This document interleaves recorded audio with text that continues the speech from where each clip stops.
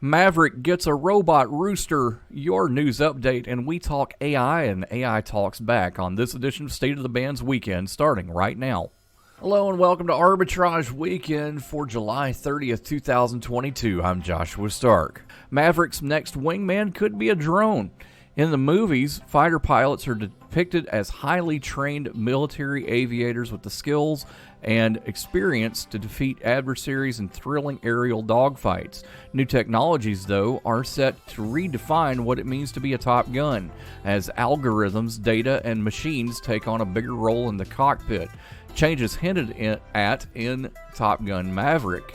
A lot of people talk about, the way of the future, possibly taking the pilot out of the aircraft, said First Lieutenant Walker Gale, an F-35 pilot with the U.S. 46th Fighter Wing based at RAF Lakenheath. Your arbitrators here this morning.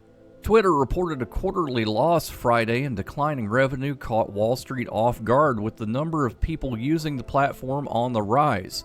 The latest quarterly earnings figures offered a glimpse into how the social media platform has performed during a months-long negotiation with billionaire and Tesla CEO Elon Musk after he said he would buy the company, then changed his mind. It was worse than industry analysts had anticipated. The company lost $270 million in the April-June period, or about 8 cents per share. Wall Street was expecting a per-share profit of 14 cents, according to a poll by FactSet.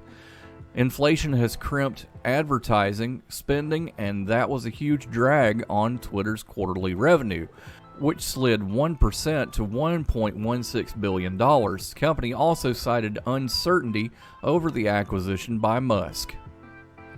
The Russian central bank slashed its key interest rate Friday, just a month after dropping it to where it was before sending troops into Ukraine, saying inflation is still easing partly as consumer demand falls. The bank lowered its key rate by 1.5 percentage points to 8%.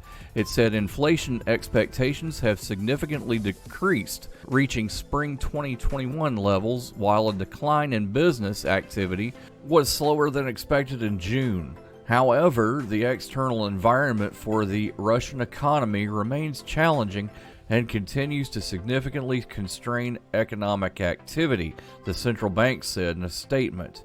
It had hiked the rate as high as 20% in the wake of the February 24th military operation in Ukraine and the resulting Western sanctions that restrict dealings with Russian banks, individuals, and companies. A Vermont family's chicken is back home after hitching a ride in the undercarriage of their pickup truck and ending 13 miles away in the state's largest city late last month, a journey that included speeds of 65 miles an hour on an interstate. Someone having coffee on Burlington's Church Street Marketplace, an outdoor pedestrian mall, spotted the chicken and knew the bird was in a predicament, WCAX-TV reported. That's a chicken on Church Street, and I don't know why it's here, Lo Fasano told the news station. What can I do now, aside from find who it belongs to, Fasano called rehabilitators, Shelburne Farms, and the police. They said they don't do chickens, Fasano said. So Fasano took the chicken home, gave her food and a place to nest, and turned to social media. A Facebook post led to finding the chicken's owners in Heinsberg, who were worried about the lost hen. The chicken is now home. More after this on Arbitrage State of the Band's Weekend.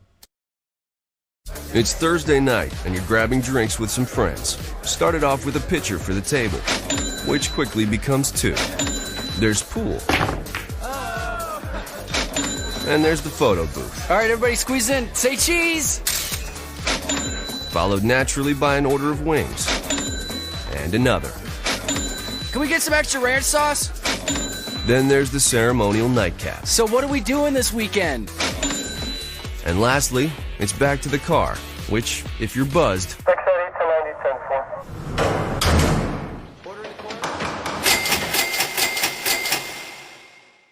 could be the most expensive night of your life. Getting pulled over for buzz driving could cost you around $10,000 in fines, legal fees, and increased insurance rates.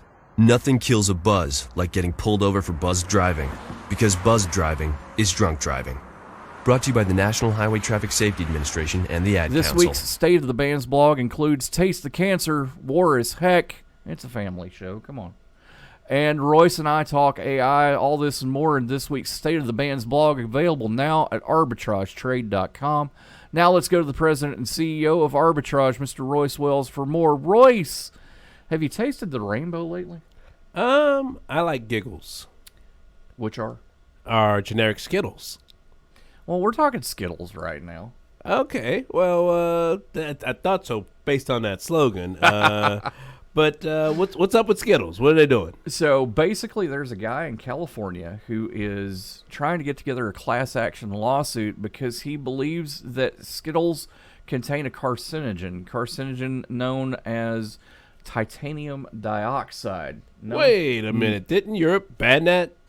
Yeah, known to the people of California as a carcinogen. It could be. But how many people agree with him?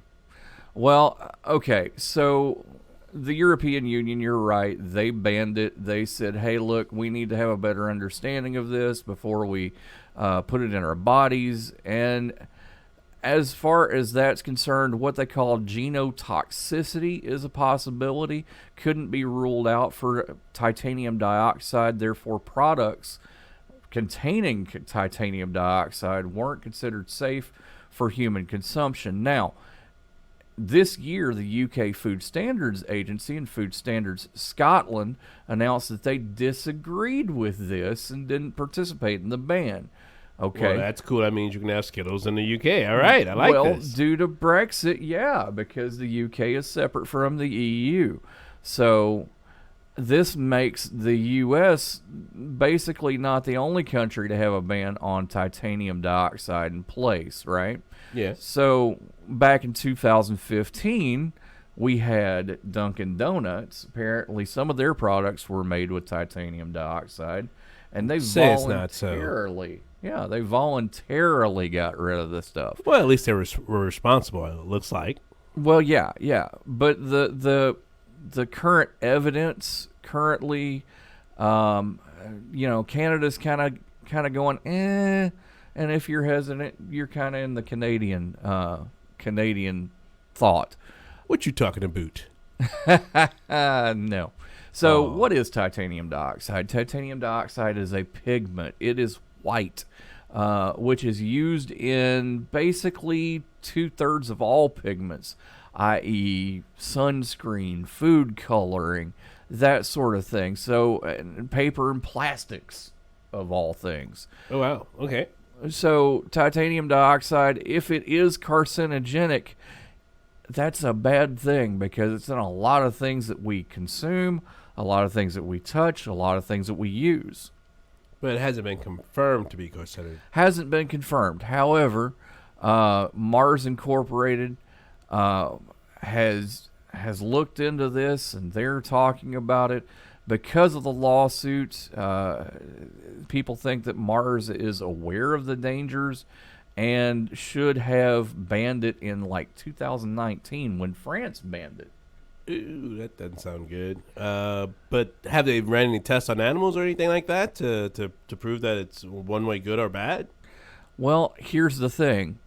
Testing is coming, I'm sure, but for right now, as a whole, we're just looking to see what's going to happen. And we'll see what happens next on Arbitrage State of the Bands Weekend. Stick around. Hi, we're the Goo Goo Dolls. We're fortunate that we can give our daughters everything they need to grow and learn. But not every child can focus on classes and play dates. Nearly 13 million kids in the U.S. face hunger.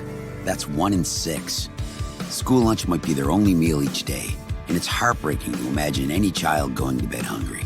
We're dreaming of a perfect day when kids can smile, play, and just be kids without worrying about where their next meal will come from. Feeding America is working to make that perfect day a reality. Each year, the Feeding America network of food banks rescues billions of pounds of good food that would have gone to waste. That food is given to families and children in need. Being a kid should be about doing things that make an ordinary day extraordinary. Learning to play an instrument, building a sandcastle, hosting tea parties. Hunger should never be an obstacle to growing up. You can help end childhood hunger in your community by visiting feedingamerica.org. Brought to you by Feeding America and the Ad Council. A tech millionaire offered to buy it. A U.S. senator suggested the government should force manufacturers to make it. But so far, Klondike isn't budging from its plan to discontinue the Choco Taco. Klondike confirmed Tuesday that the summer treat is being pulled from ice cream trucks, convenience stores, and grocery shelves. Over the past 2 years, we have experienced an unprecedented spike in demand across our portfolio and have had to make tough decisions to ensure availability of our full portfolio nationwide, a Klondike representative said in an email. A necessary but unfortunate part of this process is that sometimes we must discontinue products, even a beloved item like Choco Taco. The news came just days after ice cream maker Good Humor confirmed the demise of another nostalgia-steeped favorite, Toasted Almond Bars. Good Humor also cited production problems, saying it sometimes has to discontinue slower sellers in order to ensure distribution of more popular treats. Klondike, which is owned by London-based Unilever, continues to sell cones, shakes, and its signature Klondike bar nationwide. The Choco Taco, invented in 1983 by a former ice cream truck driver, is a waffle cone shaped like a taco shell filled with fudge-swirled ice cream. It's dipped in chocolate and peanuts. The news of its demise sent some Twitter users into a meltdown. There are bad decisions like getting a face tattoo or French kissing an alligator. Then there are horrifically bad, inexcusable decisions like discontinuing the Choco Taco, one fan tweeted. Multi-millionaire Reddit co-founder Alexis Ohanian called out Unilever on Twitter. "I'd like to buy the rights to your Choco Taco and keep it from melting away from future generations' childhoods," Ohanian tweeted. Unilever didn't appear to respond. U.S. Senator Chris Murphy, a Connecticut Democrat, tweeted that he would invoke the Defense Production Act to mandate continued manufacture of Choco Tacos. Klondike seemed to realize it had struck a nerve. In a later tweet Tuesday, the company said it was working hard to find a way to bring Choco Taco back to ice cream trucks in the coming years. One place the Choco Taco might show up, Taco Bell. In February, the restaurant chain announced a collaboration with Klondike, testing Choco Taco sales in 20 locations in Los Angeles and Milwaukee. It was a welcome return for fans. Taco Bell used to sell Choco Tacos and took them off their menu in 2015. Okay, gang, so chances are there'll never be an emergency ever again. But just in case, let's talk about a plan. Okay. So who's gonna do what? Anyone? Yeah, okay, perfect. We'll figure it out as we go. So, who is going to grab the go bag? What's a go bag? It is a bag we do not have that is filled with things we really need in an emergency. Guess we won't have to worry about it then. Ah, good point. So, we all know who to call if something happens then, right? I'd have to call Jill, Devin, Melissa, Karen, and Bruce. And I will try to call all of you, but Greg doesn't have a cell phone. Dad's phone will have a dead battery. No doubt. And Julie will be on the phone with Jill, Devin, Melissa, Karen, and Bruce. Well, this is great. I am so glad that we don't have a plan. I know. Winging it is not an emergency plan. Make sure your kids know what to do during an emergency, who to call, where to meet, what to pack. Visit ready.gov/kids for tips and information. A public service announcement brought to you by FEMA and the Ad Council. Okay, so Sarah, I'm dropping you off at Emily's? Yep. And Josh, you're going to? Soccer, Dad. Soccer practice. Right. Oh, by the way, I just wanted to let you know when I pick you both up, I'll be wearing my short shorts. What? No! Yep, and my dorky dad hat, and I'm gonna do my dad dance for all your friends. They'll love it! Seriously? Why? Because I like my short shorts. Of course, I could be talked out of it if you guys would just buckle up your seatbelts without giving me a hard time. It's important to get your kids to buckle up for safety, no matter what it takes. And sometimes, all it takes is your parental powers of persuasion. Okay, we're buckling up. See, all buckled. Good choice. I'll just have to do my dad dance at dinner time. What? No! Do what you have to make sure your kids are wearing their seatbelts, even on short drives. Never give up until they buckle up. A message from the National Highway Traffic Safety Administration and the Ad Council. Visit safercar.gov/kidsbuckleup for more information. Royce, we're all experiencing pain at the pump. How was your fill up on your car the other day? About $80-something. Yeah, I had about a $75 fill up myself. But that's premium gas, right? Yeah, right. That's the cheapiest of the cheap.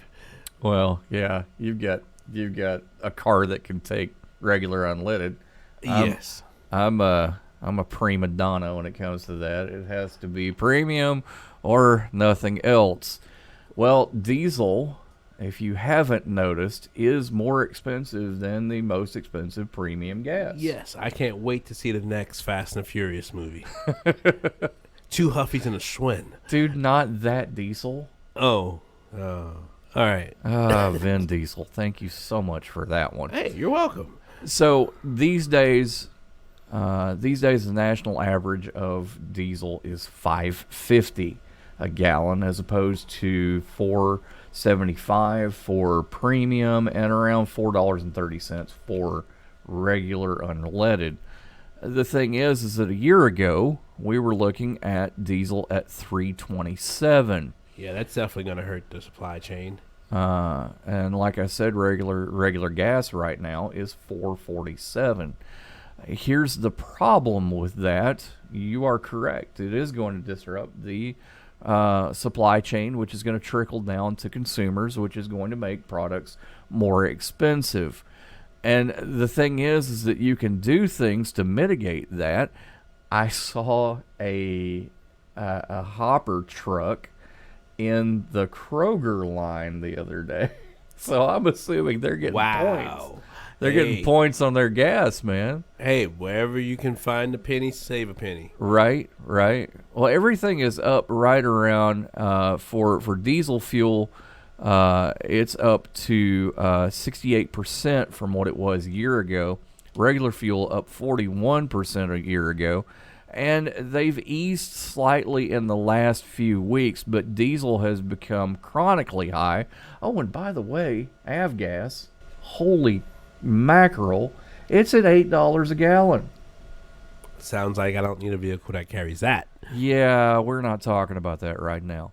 So diesel for independent truckers especially, it's hurting a lot.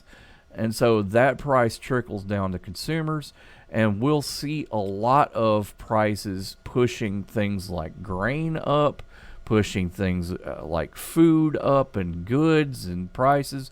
Consumer prices soared 9.1% in June compared to 12 months earlier, is what the government said last week. Yeah.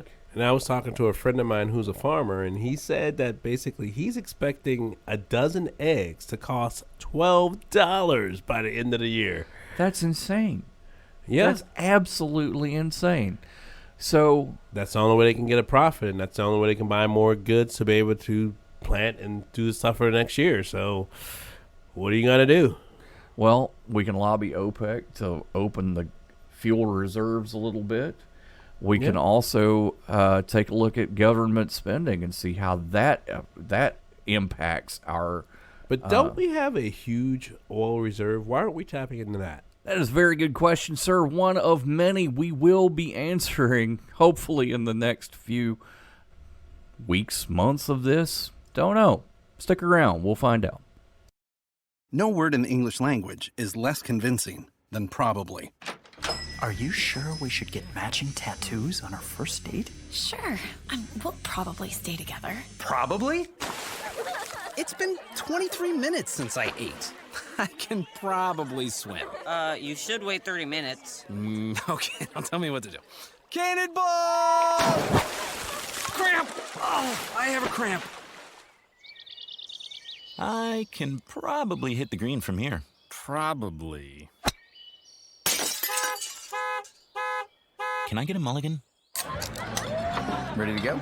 Hey, are you sure you're okay to drive? Yeah, I'm pretty sober. Yeah, I'm probably okay.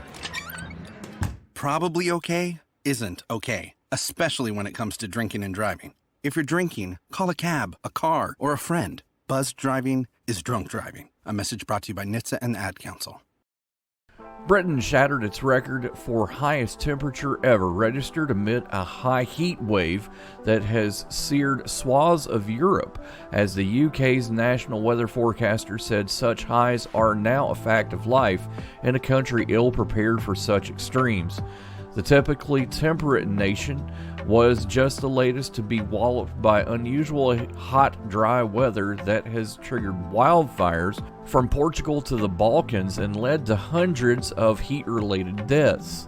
The UK Met Office Weather Agency registered a provisional reading of 40.3 degrees Celsius, that's 104.5 for us who use Fahrenheit, at Coningsby in eastern England, breaking the record set just hours earlier. Before last Tuesday, the highest temperature recorded in Britain was 38.7 C, or 101.7 Fahrenheit, set in 2019. By later afternoon, 29 places in the UK had broken the record. As the nation watched with a combination of horror and fascination, Met Office Chief Scientist Stephen Belcher said such temperatures in Britain were virtually impossible. The sweltering weather has disrupted travel, healthcare, and schools. Many homes, small businesses, and even public buildings, including hospitals in Britain, don't have air conditioning, a reflection of how unusual such heat in the country is, better known for rain and mild temperatures. The intense heat since last Monday has damaged the runway at London's Luton Airport, forcing it to shut for several hours, and warped a main road in eastern England, leaving it looking like a skate park, police said. Major train stations were shut down or near emptied last Tuesday as trains were canceled or ran at low speeds out of concerns that rails could buckle. London was faced with what Mayor Sadiq Khan called a huge surge in fires because of the heat. The London Fire Brigade listed 10 major blazes it was fighting across the city Tuesday, half of them grass fires. Images showing several houses engulfed in flames as smoke billowed from burning fields in Wennington, a village on the eastern outskirts of London. Sales of fans at one retailer, Asda, increased by 1,300%. Electric fans cooled the traditional mounted troops of the household cavalry as they stood guard in central London in heavy ceremonial uniforms. Other guards reduced their duties to stay out of the sun. The capital's Hyde Park, normally busy with walkers, was eerily quiet except for the long lines to take a dip in Serpentine Lake. "I'm going to my office because it's nice and cool," said geologist Tom Elliott, 31, after taking a swim. "I'm cycling around instead of taking the tube." Even the stalwart Queen Elizabeth II carried on working. The 96-year-old monarch held a virtual audience with new U.S. Ambassador Jane Hartley from the safety of Windsor Castle. A huge chunk of England, from London in the south to Manchester and Leeds in the north, remained under the country's first red warning for extreme heat, meaning there is danger of death even for healthy people. Such dangers could be seen in Britain and across Europe. At least 6 people were reported to have drowned while trying to cool off in rivers, lakes, and reservoirs across the UK. More after this. Stick around. Try to stay cool. Why was the basketball court all wet? Because the players kept dribbling on it. The dad joke. Corny, groan-worthy, but also one of the simplest ways to share a moment with your kids. What did the buffalo say when he dropped his son off for school? Bye, son. So take a moment to make your kid laugh, because dad jokes rule. Make your kid laugh today. Go to fatherhood.gov. Brought to you by the U.S. Department of Health and Human Services and the Ad Council. Adopt US Kids presents What to Expect When You're Expecting a Teenager. Learning the lingo. Jelly. Jelly adjective. Jelly is a shorter, better way to say jealous, as in Chloe, I am like so jelly of your unicorn phone case.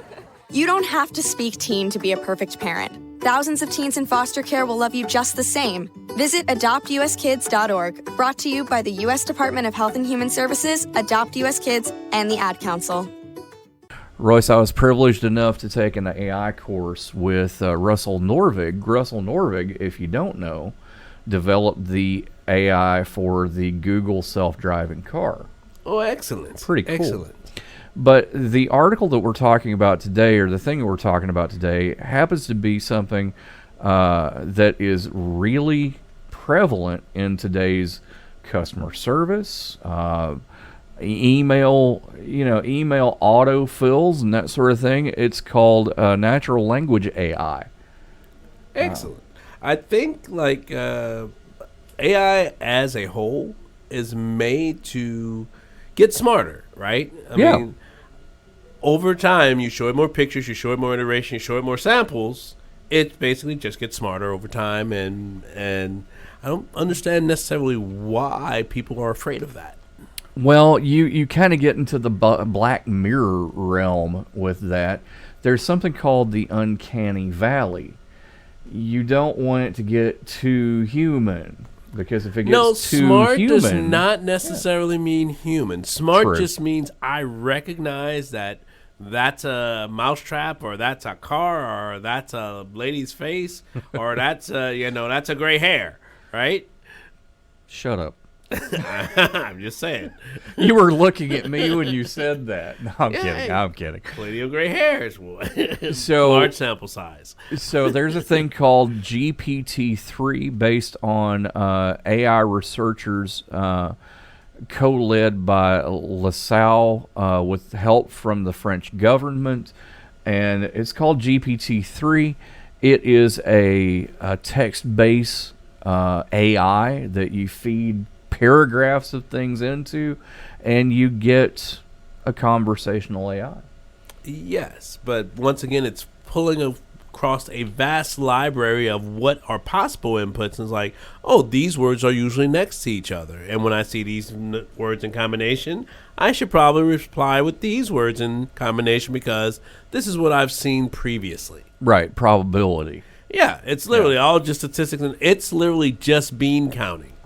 Now, if you remember correctly, we did have an article probably last year talking about GPT-3 and a guy who fed his girlfriend's texts into GPT-3, and this helped him with her passing. Yes, because it felt like he was still talking to her. Because based on the sample size and everything that it had, it was able to mimic the type of response he would expect to see from her when he said the type of text that he fed to her. So yeah. So there are things that can be done with this, customer service being one. If you use a Google Home or a Google Nest, you're familiar already with Google's answer to GPT-3. It's called Lambda. Yep. And it's a natural language AI. If you watch the demo videos of Lambda, it will literally call a person and make an appointment for you. Yeah. Convenience. Hey, the more convenient it is, the more invisible it is. It's like if you never have to ask for it, it's doing its service well. Right, exactly. And that's the argument here. Is it going to take over the world? Or just make your life really, really convenient? Well, from OpenAI Josh and OpenAI Royce, this has been State of the Bands Weekend. See y'all next time.